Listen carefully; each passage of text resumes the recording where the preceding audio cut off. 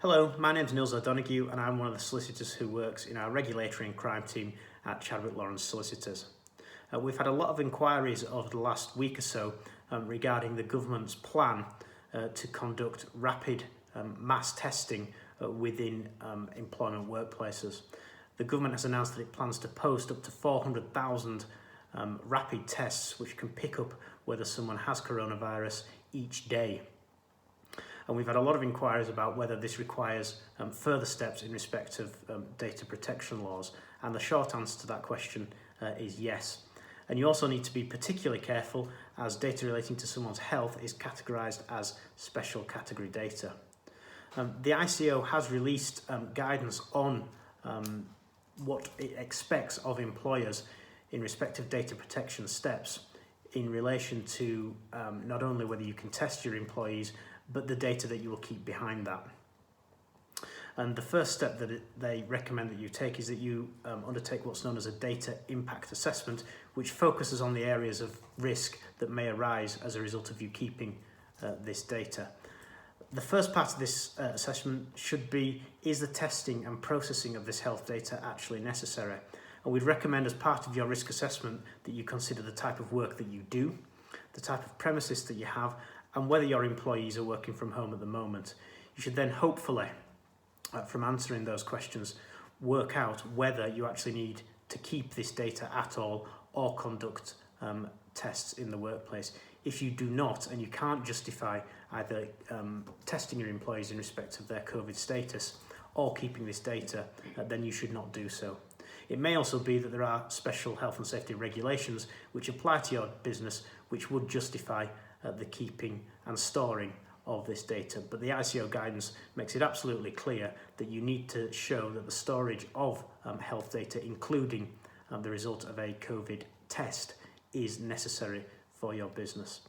The ICO recommends that you then ask two further questions, which is, do you really need this information, which we've already discussed, and will the steps that you're taking actually create a safe environment?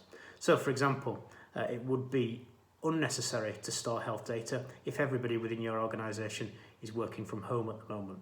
However, going forwards, when they return to the office, it may well be necessary to hold this data in the interests of everyone's safety.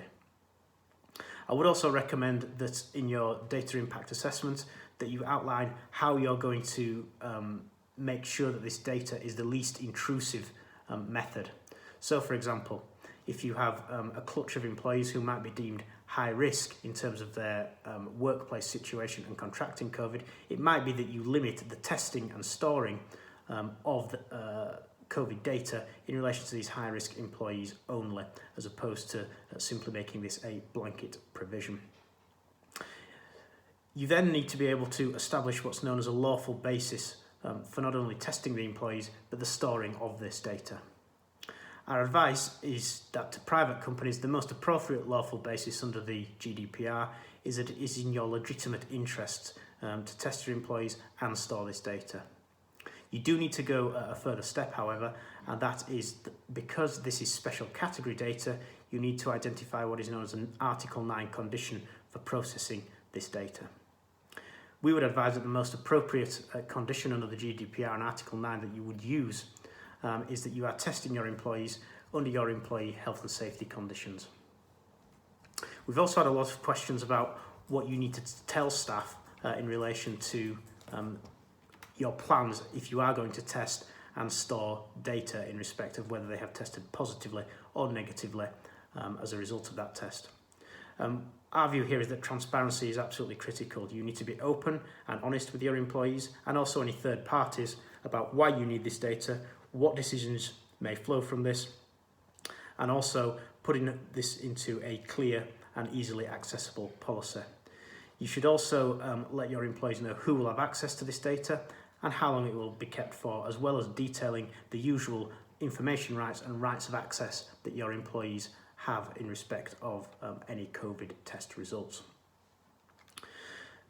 Finally, we've had quite a few queries on whether this data can be shared. It may be that actually you're under a duty to share this data. For instance, if there is an outbreak of COVID at your workplace, you would be obliged to share this data with Public Health England and various other authorities such as local councils. It may also be that you want to keep staff who may have been in contact with someone who's tested positive aware of somebody else's COVID test result. We don't think this is prohibited under the GDPR, but we would recommend, if possible, that you don't name individuals and specify their test results, but rather give more generic advice that there has been somebody perhaps that they've been in contact with.